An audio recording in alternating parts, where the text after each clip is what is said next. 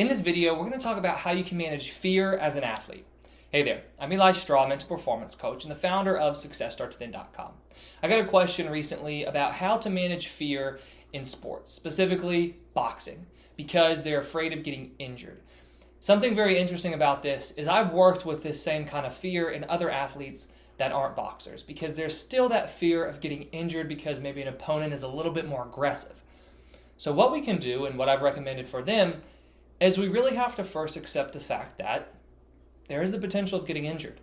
I think that might not be the best thing to hear, but it is the truth. There has to be that acceptance. And if you can get past that acceptance, then we can start focusing on the things that we actually really need to focus on and we really need to work on. This is very similar to whenever I work with an athlete on performance anxiety.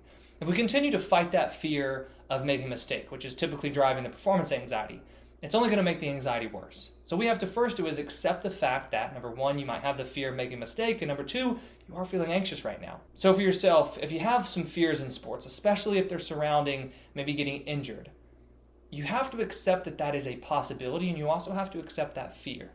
The reason I say this is because we don't want to be giving that fear resistance. We really need to focus on something else. Now, the question that I received talked about the fear of getting injured, but also the fact that this fear is a little bit heavier, a little bit stronger if they're facing a better opponent. And I see that in a lot of sports as well, whether it's the fear of performing badly because you're playing a better opponent or the fear of getting injured because you're playing a better opponent. Right there, we start to see that there is this focus on the opponent. So first off, the first thing that we need to work on is getting your attention more focused on yourself.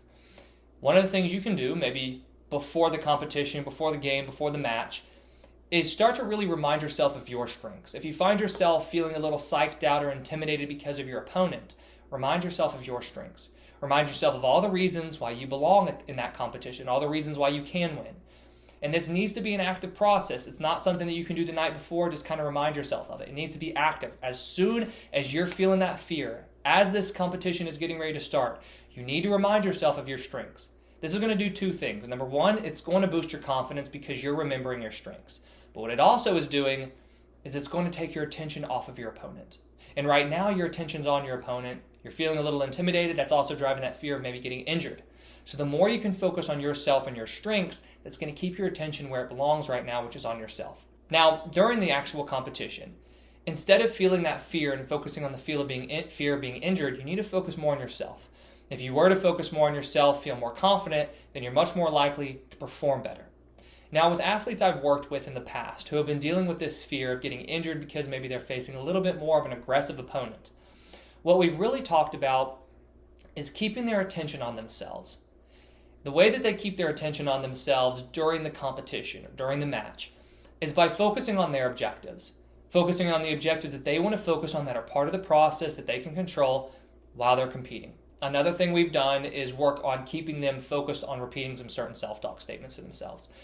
Simple self-talk statements that you can actually remember during competitions, such as, I've got this, I belong here, I'm a strong competitor. Just simple things like that to remind you of why you belong and can help you just perform.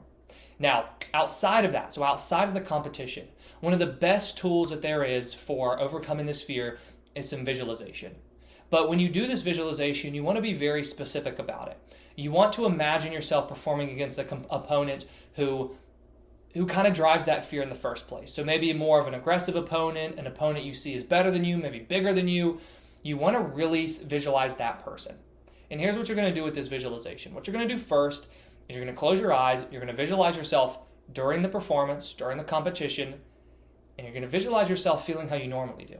You're going to visualize yourself feeling fearful, feeling a little bit more intimidated. But then while you're visualizing that, you're going to quickly switch it. You're going to feel more confident, and then you're going to visualize yourself performing well. The more you can do this, the more comfortable you're going to get facing those kinds of opponents. And also the key thing about this is you're seeing yourself succeed in that visualization. So you're going to build that confidence that you can succeed.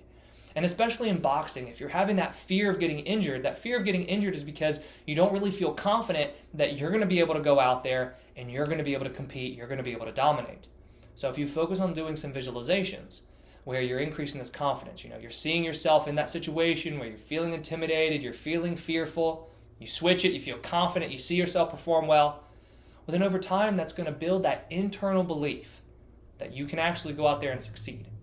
And the more you build that belief, the stronger it becomes, the less fearful you're going to be going into a performance or going into competition. So for a quick recap, what I suggest you do is first, before the competition starts, really remind yourself of your strengths. That's going to boost your confidence. Then as the competition starts, you want to be focusing on your objectives and repeating some really confidence-boosting self-talk statements.